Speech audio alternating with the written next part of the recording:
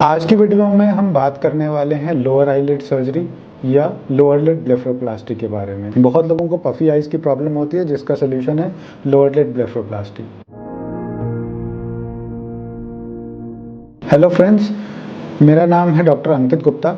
मैं panache aesthetics Pitampura में plastic surgeon हूं और आज की वीडियो में हम बात करने वाले हैं लोअर आईलिड ब्लेफरोप्लास्टी के बारे में। तो लोअर आईलिड ब्लेफरोप्लास्टी की ज़रूरत किन पेशेंट्स को होती है, क्या इंडिकेशंस हैं लोअर आईलिड ब्लेफरोप्लास्टी के। तो लोअर आईलिड ब्लेफरोप्लास्टी से जो हम प्रॉब्लम्स टैकल कर सकते हैं उसमें सबसे इंपॉर्टेंट आता है पफी आइज या आई बैग्स।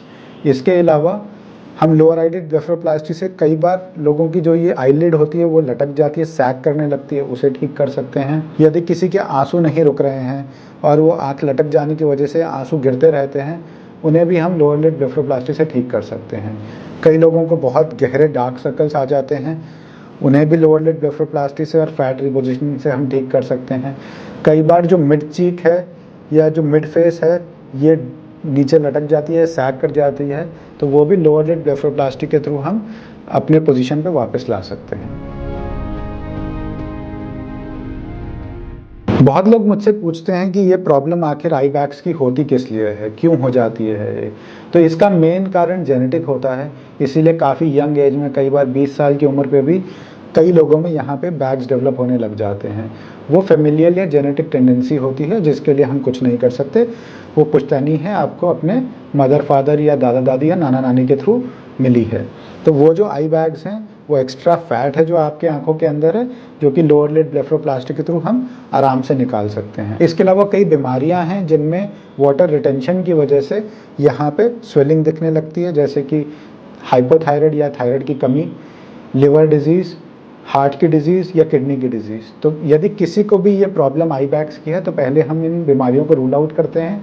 यदि आपको ऐसी कोई बीमारी नहीं है तो फिर हम इन फैट बैग्स को हटाने के लिए लोअर लिड ब्लेफरोप्लास्टी करते हैं। कई बार चेहरे पे चोट लगने की वजह से भी ये स्किन खींच के बाहर को आ जाती है और ये भी लोअर लिड ब्लेफरोप्लास्टी के थ्रू अपनी पोजीशन पे वापस ले जाई जाती है। जो एनेस्थीसिया लोअर लिड ब्लेफरोप्लास्टी के लिए यूज़ होता है वो लोकल एनेस्थीसिया में मेनली किया जाता है। लोकल एनेस्थीसिया में आप बेहोश नहीं होते हैं, केवल आपकी लोअर लिड को सुन्न कर दिया जाता है इंजेक्शंस के थ्रू। ये बहुत ही पेनलेस प्रोसीजर है। 1 या 2 इंजेक्शन आपकी आंखों के आसपास लगता है जिससे यहाँ पे जाने वाली नर्व्स को सुन्न कर देते हैं ताकि पूरी सर्जरी आपको कोई दर्द नहीं होता। आपकी आंखों के ऊपर एक शील्ड होती है जिसे कॉर्नियल शील्ड कहते हैं, वो हम लगा देते हैं। उसके लिए आई ड्रॉप्स होती हैं ताकि आपकी आंख की झिल्ली भी सुन्न हो जाए और इसके थ्रू हम आपकी सर्जरी कर सकते हैं। इस सर्जरी को करने में यदि हम केवल दोनों साइड की लोअर लिड ब्लेफरोप्लास्टी कर रहे हैं तो केवल 30 मिनट से 45 मिनट लगते हैं। बहुत ही सिंपल सर्जरी है, कोई ज़्यादा कॉम्प्लिकेशंस वाली सर्जरी नहीं है। ये जो सर्जरी की जाती है इसके मेनली 2 अप्रोचेज होते हैं। एक होता है आंखों के अंदर से जिसे ट्रांसकंजंक्टिवल अप्रोच कहते हैं, और दूसरा आंखों के बाहर जो ये आई लाइन है या जो आई लैशेज़ हैं उसके नीचे कट दे के किया जाता है। और इन दोनों तरीक़ों से हम ये सर्जरी करते हैं। इस सर्जरी का जो रिकवरी प्रोसेस है ये यूजुअली 5 to 7 डेज़ का रहता है। इसमें शुरू में आपकी आंखों के आसपास नील पड़ सकती है, आंखों के आसपास स्वेलिंग आती है, तो इन सब चीज़ों को प्रिवेंट करने के लिए हम आइस पैक लगाना सजेस्ट करते हैं। शुरू के 48 घंटे यदि आप अच्छे से आइसिंग करेंगे फेस पर, यदि आप हेड एंड ऊपर रख के सोएंगे, सर ऊंचा रख के सोएंगे, तो ये स्वेलिंग जल्दी से जल्दी उतरेगी और आपकी रिकवरी विदिन 5 to 7 डेज़ आप ठीक हो जाएंगे। ऑपरेशन के बाद कोई आँखों पर पट्टियाँ नहीं होती हैं, आँखें खुली होती हैं, आप अपनी आँखों से देख सकते हैं और इसका रिकवरी अदरवाइज़ पेनलेस होती है, स्मूथ होती है, पर हाँ स्वेलिंग ज़रूर आती है जो विदिन अ वीक ख़त्म हो जाती है। इस सर्जरी की जो कॉम्प्लिकेशंस हैं बहुत ही कम हैं, बहुत ही सेफ सर्जरी है। हम आँखों में कुछ नहीं कर रहे हैं, केवल आँखों की पलक के साथ कर रहे हैं। कई लोग डर जाते हैं कि वो आँखें नहीं छिड़वाना चाहते कि आँखों का विजन तो नहीं चला जाएगा, आँखें तो नहीं ख़राब हो जाएंगी। तो मैं ये बताना चाहूँगा कि हम आँखों के साथ कुछ नहीं कर रहे, हम केवल ये पलक और पलक के नीचे जो चर्बी है उसी को हैंडल कर रहे हैं। आपकी आँखों को कोई नहीं टच कर रहा है, तो आपकी आँखों की रोशनी को कोई परेशानी नहीं होगी। इसकी जो कॉम्प्लिकेशंस अगर मैं बताऊं तो इन्फेक्शन का डर हो सकता है, जो कि यदि आप 1 हफ्ते की अच्छी एंटीबायोटिक खाते हैं, इतनी अच्छी एंटीबायोटिक्स है आज की डेट में कि इन्फेक्शन ऑलमोस्ट नेग्लिजिबल है। स्कार जैसे मैंने बताया, अगर ट्रांसकंजंक्टिवल या आंखों के अंदर से ऑपरेशन हो रहा है तो कोई ढूंढ नहीं सकता क्योंकि आंखों के अंदर कट लगा है और यदि बाहर से भी लगाते हैं तो 1 महीने के बाद वो निशान ऑलमोस्ट इनविजिबल हो जाता है।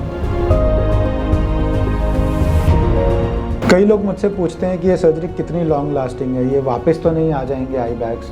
तो मैं सबको बताना चाहूँगा, ये जो एक्स्ट्रा अमाउंट ऑफ फैट है ये हम पूरा निकाल देते हैं। हम ज़्यादा नहीं निकाल सकते, बट जितना एक्स्ट्रा अमाउंट है वो हम निकाल देते हैं, क्योंकि इस फैट की ज़रूरत होती है आँखों के कुशनिंग इफेक्ट के लिए। तो एक बार जब हमने ये फ़ैट निकाल दिया तो ये फ़ैट नॉर्मली वापस नहीं बनता है, और ये आराम से आपके 10 से 15 साल तक लॉन्ग लास्टिंग इफेक्ट दे देता है। 10 से 15 साल में जैसे जैसे आपकी उम्र बढ़ती है, बॉडी की ताकत कम होती है, तो वापस से कुछ ना कुछ स्किन लैक्स होने लगती है या स्किन लटक सकती है, जो कि टाइम के साथ अगर ज़रूरत पड़े तो आप 10 से 15 साल बाद एक बार वापस ये सर्जरी रिपीट करवा सकते हैं।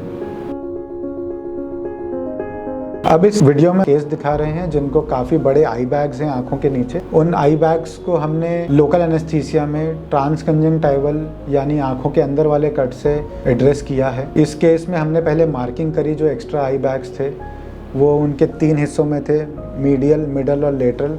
तीनों हिस्सों के फैट को हमने मार्क किया, अंदर सुन करने का इंजेक्शन लगाया, और फाइनली हम आई बैग्स तक पहुँचे। हमने जो एक्स्ट्रा अमाउंट ऑफ फैट है वो निकाला, और ये वो सारा फ़ैट है जो हमने निकाला है, और ये अभी आँखों के ऊपर रख के दिखाया है कि फाइनली कितना फ़ैट हमारा पेशेंट का निकला है। अराउंड 15 डेज़ तक ये सारी स्वेलिंग ख़त्म हो जाती है और आपको बहुत अच्छा रिज़ल्ट देखने को मिलता है। और आप देख सकते हैं बिफ़ोर आफ्टर में कैसे पेशेंट की सारी स्वेलिंग ख़त्म हो गई है और पेशेंट अब काफ़ी बेटर दिख रहे हैं।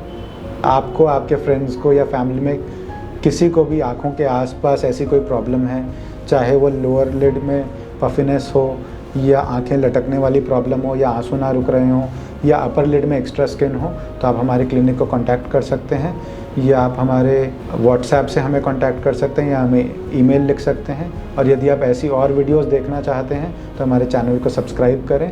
Thank you.